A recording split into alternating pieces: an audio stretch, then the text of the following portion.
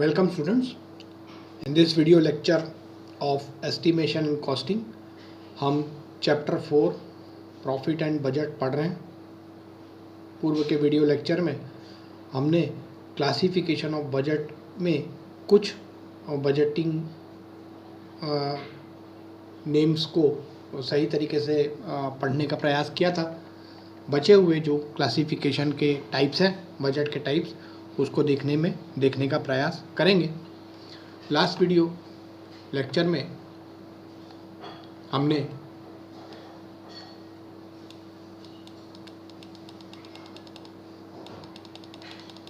Financial budget को देखा था।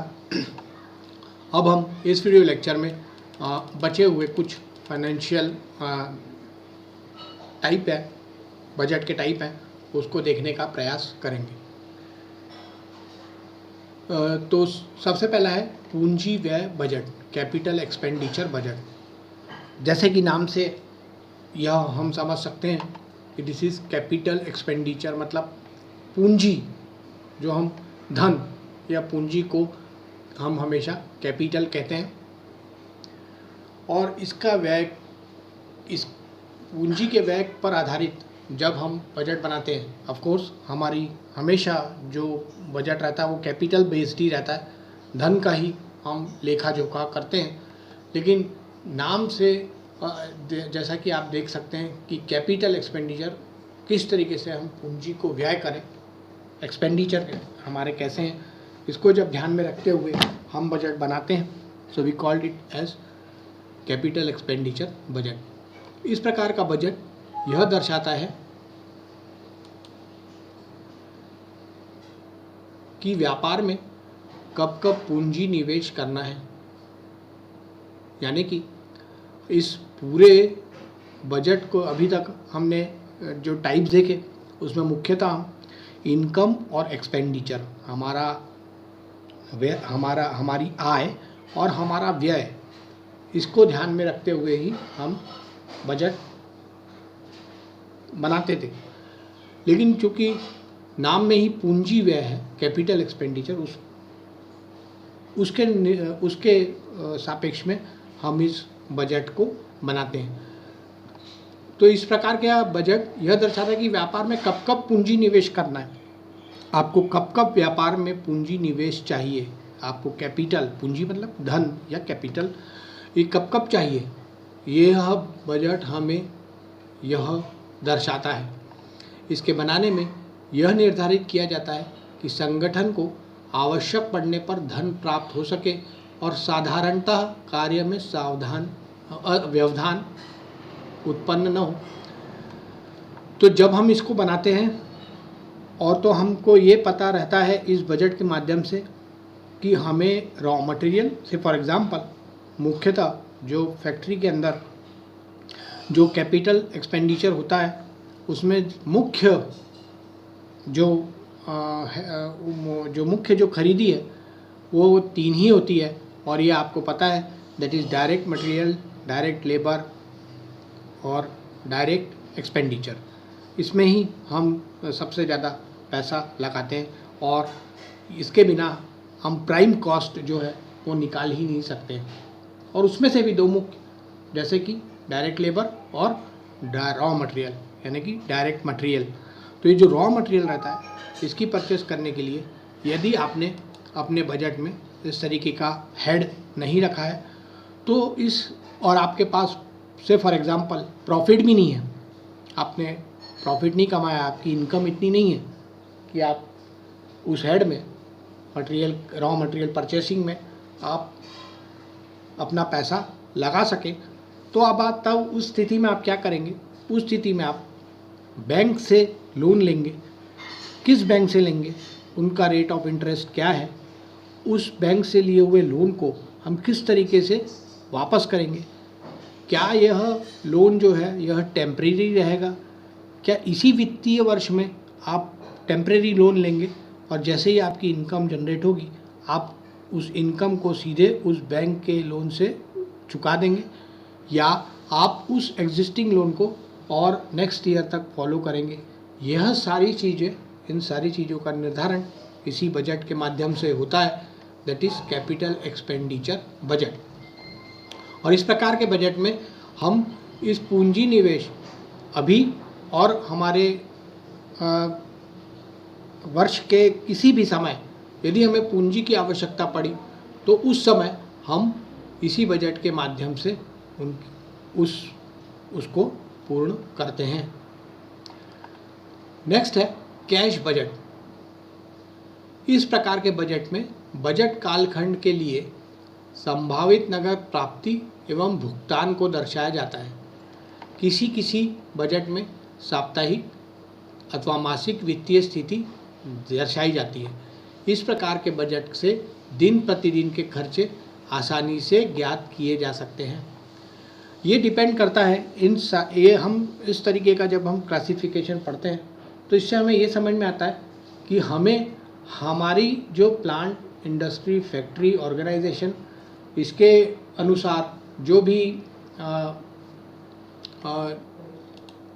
इस प्रकार के निर्धारण के दौरान हम ये सुनिश्चित करते हैं कि हमारा जो जिस हिसाब से हमारा बिजनेस हो, एंटरप्रेन्योरशिप हमारे पास जिस तरीके की भी हो, उस तरीके का हम बजट निर्धारण करेंगे। हम जो जैसे सरकार हमारा बजट बनाती है तो सरकार किन बिंदुओं को ध्यान में रखकर बजट बनाती है, क्योंकि सरकार का उद्देश्य प्रॉफिट कमाना नहीं होता। सपोज गवर्नमेंट ऑफ इंडिया, हमारे देश की सरकार, और हमारे राज्य की सरकार, Chhattisgarh government and government of India, ये दोनों जो फाइनेंशियल बजट बनाते हैं, इन बजटों में प्रॉफिट कमाना उद्देश्य नहीं होता है। उनका मुख्य उद्देश्य होता है कि समाज में जिनको जो ज़रूरतें हैं उनको पूरा करना, इंफ्रास्ट्रक्चर बनाना, जैसे रेल, रोड्स और बने हुए इंफ्रास्ट्रक्चर है तो उनको मेंटेन करना, पीने का पानी देना, स्कूल बनाना, स्कूल में शिक्षकों की भर्ती करना, इंस्टीट्यूट्स बनाना, उसमें शिक्षकों की भर्ती करना, बच्चों को पढ़ाना, यह सारी जिम्मेदारी सरकार की होती है। तो सरकार का जो बजट रहता है वो कभी भी प्रॉफिट ओरिएंटेड नहीं रहता है। मतलब सरकार का उद्देश्य, किसी भी सरकार का उद्देश्य, गवर्नमेंट एजेंसी का उद्देश्य उसको प्रॉफिट बनाना नहीं होता। लेकिन यदि वही गवर्नमेंट कंपनी है तो ज़रूर उसका उद्देश्य एक सर्टेन प्रॉफिट बनाने का हमेशा रहता है और रहना भी चाहिए, अदरवाइज़ वो प्लान कभी सस्टेन ही नहीं हो पाएगा। लेकिन ये जो कैश बजट है ये किसी भी तरीके से, जो अभी हमने समझने का प्रयास किया, गवर्नमेंट बजट से किसी भी तरीके से इसका रिलेशन नहीं होता है। जब हम कम्प्लीटली, जैसे हमने इसके पहले देखा था कैपिटल एक्सपेंडिचर बजट, तो ये कैश बजट भी सेम कैपिटल एक्सपेंडिचर की तरह ही है, जहाँ पर कैश इनफ्लो कब आएगा, क्या हमें बाहर से कैश लेना पड़ेगा, और हमने जो रॉ मटेरियल बेचा है तो उस तरीके से हमें उसकी आपूर्ति कब होगी, क्या उसे हम एक दिन में बेचें, एक मंथ में बेचें या 2 मंथ में बेचें, इस तरीके की सारी बातों का निर्धारण इस कैश बजट के द्वारा ही होता है। यदि आप किसी गोलगप्पे खाने वाली दुकान का उदाहरण लें और उसे इस कैश बजट के साथ जोड़ें तो आप पाएंगे कि जो कैश बजट है यह उस दुकानदार को इस तरीके से एक कंप्लीट लिबर्टी देता है। वह दुकानदार खरीदे गए रॉ मटेरियल और रोज़ कमाए जाने वाले पैसे का सही तरीके से निर्धारण करे तो उसे किसी वर्ष के किसी भी समय, किसी भी दिन, आज उसका प्रॉफिट कितना है या आज उसके पास पैसा कितना है, इसका निर्धारण जब करता है तो यह कैश बजट के अंतर्गत आता है। और कैश बजट जो रहता है ये बहुत महत्वपूर्ण रहता है छोटे दुकानदारों, बिजनेसमैन के लिए, जिनका कंप्लीट डिपेंडेंसी उस प्रत्येक दिन के या प्रत्येक महीने के सेल्स पर रहती है। यदि किसी महीने सेल्स नहीं हुई तो वो पुराना जो धन है उनके पास, उस कैश फ्लो को इनफ्लो करते हैं और अपने बिजनेस को या खुद सस्टेन होने का प्रयास करते हैं। तो यह कैश बजट हमेशा नगद प्राप्ति एवं भुगतान, आज यदि पानी पूड़ी ये वाले सब्जी वाले ने या कोई इस तरीके से ठेले वाले ने कोई प्रोडक्ट खरीदा है, रॉ मटेरियल खरीदा है, तो उसकी सेलिंग कब आएगी, कितना उसमें प्रॉफिट कमाएगा। इस तरीके से जब रोज़ कैश लेन देन का हिसाब रहता है, उस समय जो बजट बनता है वो हम उसे कैश बजट कहते हैं। और ये कैश बजट हमें यदि सही तरीके से सभी दुकानदार बनाएं तो उनको कभी भी लॉस नहीं होगा, क्योंकि at any point of time उनके पास धन कितना है, ये सारी चीज़ों का निर्धारण वह पूर्ण वर्ष भर रख सकते हैं। अभी कोविड काल में जब सारी चीज़ें बंद है, तो उन दुकानदारों का जो खर्चे हैं वो पूर्ण नहीं हो पा रहे हैं। यदि उन्होंने कैश बजटिंग की होती तो उनको कभी भी फ्यूचर में, या अभी जैसे बंद है या पहले बंद था, उसमें कभी भी तकलीफ़ नहीं होती। But due to lack of interest हमारे यहाँ बजटिंग को महत्व नहीं दिया जाता है, और इस कारण जो जितना याद आता है उतना ही हम बजट को ध्यान में रखते हुए अपने एक्सपेंडिचर और इनकम के सोर्स को बढ़ाते रहते हैं। नेक्स्ट बजट है पदार्थ एवं क्रय का बजट, यानी मटेरियल्स एंड परचेस बजट। यह नाम से ही आपको समझ में आया होगा कि इस प्रकार के बजट में, I will just slide the page first.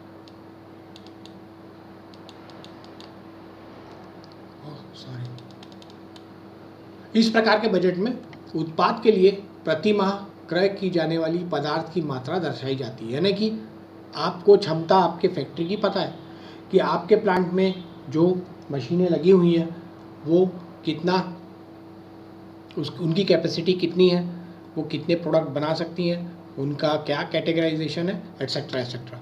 तो आप उसी प्रकार से हर महीने मार्केट से रॉ मटेरियल को परचेस करेंगे, पदार्थ को परचेस करेंगे। पदार्थ की मात्रा के साथ साथ पदार्थ की लागत भी दी जाती है, यानी पदार्थ की मात्रा के साथ साथ पदार्थ की लागत भी दी जाती है। आपको कितना मटेरियल खरीदना है यह आपको बताना पड़ेगा, तभी आप उसकी कॉस्ट को सही ढंग से जस्टिफाई कर सकते हैं। इस बजट का लाभ यह है कि पहले ही पदार्थ को क्रय करके स्टोर कर लिया जाता है, जिससे आवश्यकता पड़ने पर बिना विलंब के पदार्थ उपलब्ध हो जाता है। तो आवश्यकता पड़ने पर बिना विलंब के, बिना डिले के हमको पदार्थ अवेलेबल रहता है।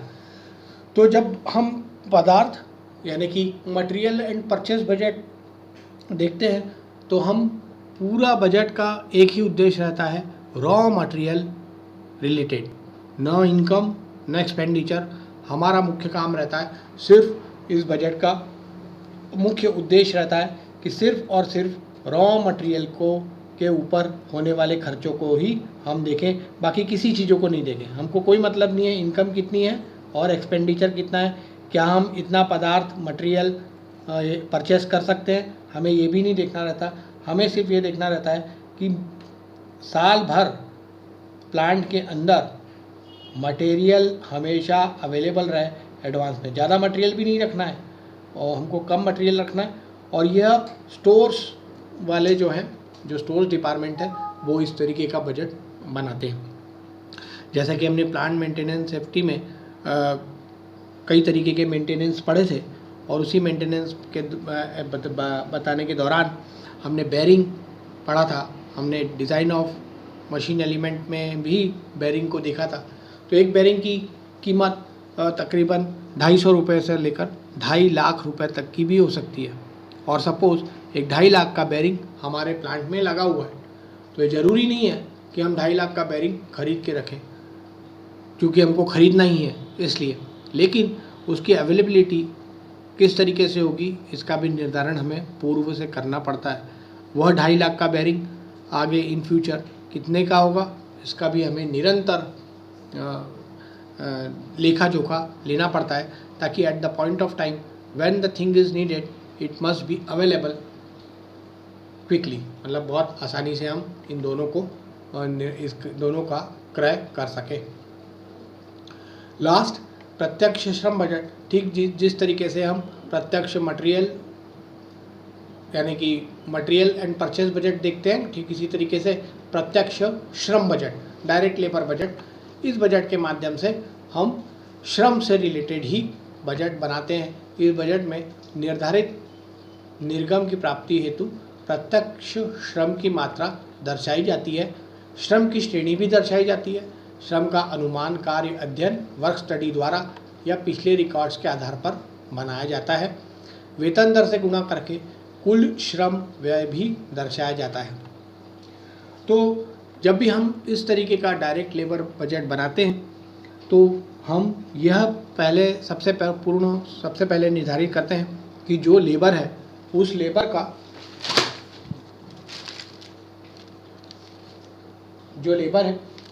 का हमें वो लेबर स्किल्ड है, अनस्किल्ड है या सेमी स्किल्ड है। सबसे पहले इसका निर्धारण होता है क्योंकि जब भी आप श्रम या मजदूरों की बात करेंगे तो सबसे पहले वो मजदूर स्किल्ड है, सेमी स्किल्ड है या अनस्किल्ड है। और during the time unskilled person यदि कई सालों से आपके प्लांट या फैक्ट्री में काम कर रहा है तो वो ऑटोमेटिकली सेमी स्किल्ड की ओर बढ़ जाता है। सेमी स्किल्ड वाला पर्सन जो आपके प्लांट में काफ़ी दिनों से काम कर रहा है वो स्किल्ड लेबर की कैटेगरी में बढ़ता है और उसी की तरह से आपका यह निर्धारण होता है मजदूरों का। यदि हम देखें तो हर डिस्ट्रिक्ट कलेक्टर प्रति वर्ष श्रम की दर, जितनी भी श्रम की दर है उसे इन 3 कैटेगरीज में निर्धारित करता है। That is first is skilled, second is semi skilled और तीसरा है अनस्किल्ड। तो अनस्किल्ड और स्किल्ड लेबर के बीच में जो कैटेगरी होती है उसे हम सेमी स्किल्ड कहते हैं और इसी के द्वारा उनका भुगतान भी होता है। तो यदि कोई स्किल्ड पर्सन है तो उसका भुगतान ज़्यादा होगा, सेमी स्किल्ड है का उससे कम होगा और अनस्किल्ड है तो सबसे कम होगा। और ठीक इसी तरीके से हम उनको अपने प्लांट में या फैक्ट्री में जगह भी देते हैं। से अनस्किल्ड है तो वो हेल्पर कैटेगरी में आएगा, सेमी स्किल्ड है फॉर एग्जांपल सेमी स्किल्ड है तो वो हेल्पर से थोड़ा बड़े स्तर पर असिस्टेंट में आएगा एंड देन द फाइनल जो स्किल्ड है that is the person who do most of the work. तो जब हम इस प्रत्यक्ष श्रम बजट को देखते हैं तो इसमें और जो इसके और बजट बनाने के लिए जो निर्धारित होता है उसको भी देखने का प्रयास करते हैं। तो हम सबसे पहले इसकी स्किल देखते हैं कि और उस स्किल देखने के बाद उसकी श्रेणी निर्धारित करते हैं कि इतने स्केल में ही हम स्किल्ड वर्कर को पेमेंट देंगे, उसमें बाकी की चीज़ें भी समाहित होती हैं और हम जो श्रमिक है उसकी पेमेंट को निर्धारित करते हैं। लेकिन सपोज़ आपका जो स्किल्ड वर्कर है, आप जिसको जितना पेमेंट आपने निर्धारित किया कलेक्टर की दर से, कलेक्टर की गाइडलाइन से उस पर्टिकुलर डिस्ट्रिक्ट में, तो वो उतना काम कर पाया कि नहीं, वर्क स्टडी के माध्यम से हम उसके श्रम यानी कि उसने जो काम किया है उसके माध्यम से हम इसका भी निर्धारण कर लेते हैं। तो ये श्रम वर्क स्टडी आपने इंडस्ट्रियल इंजीनियरिंग में पढ़ के रखी है कि वर्क स्टडी करते समय हमें कई चीज़ों को निर्धारण करना पड़ता है। तो उसमें एग्जैक्टली हम अपने पुराने अध्ययन या हमारे जो प्लांट है उससे रिलेटेड जो भी दूसरा प्लांट है उसमें वो वर्कर सेम काम कर रहा है और वो कितना दे रहे हैं श्रम उसको लेबर, इसका भी हम निर्धारण वर्क स्टडी के माध्यम से करते हैं और ठीक उसी तरीके से हम उन्हें वेतन भी देते हैं। अब वेतन दर से गुणा करके कुल श्रम व्यय भी दर्शाया जाता है तो आपकी जो वेतन दर यानी कि वेज रेट जो आपका है उससे आप इनका श्रम की दर को गुणा करेंगे और कितने दिन काम किया है इसका निर्धारित करते हुए उसे टोटल लेबर जो व्यय है, जो आपका कॉस्टिंग है लेबर की, उसको भी दर्शाया जाता है। तो ये प्रत्यक्ष श्रम बजट जो रहता है ये सिर्फ और सिर्फ प्लांट या फैक्ट्री के मौजूद अंदर होने वाले जो डायरेक्ट लेबर है उसको ध्यान में रखते हुए ही बनाया जाता है। सो इस अब वीडियो लेक्चर को समाप्त करें तो हमने लास्ट वीडियो लेक्चर से क्लासिफिकेशन ऑफ बजट को समझने का प्रयास किया। इसके विभिन्न जो पद हैं इनको हमने परिभाषित किया और इसको समझने का प्रयास किया। और ये जो हमने बताया है क्लासिफिकेशन में, जिसमें अप्रोप्रिएशन बजट, परफॉर्मेंस मेजर्स और जीरो बजट नहीं है, तो इसको अब हम थोड़ा सा देखने का प्रयास करेंगे। अदरवाइज़ हमारा बाकी के तो हमने फ्लेक्सिबिलिटी के अनुसार या फंक्शनल के अनुसार हमने तो ये सारे बजट देख ही लिए। नेक्स्ट वीडियो लेक्चर में हम इस मैकेनिज़्म के 3 बजट्स को ध्यान में रखते हुए बजट के आगे के पदों को समझने का प्रयास करेंगे। अभी मैं ये वीडियो लेक्चर यहीं समाप्त कर रहा हूँ। नेक्स्ट वीडियो लेक्चर में हम इन तीनों को देख और समझने का प्रयास करेंगे। Thank you very much.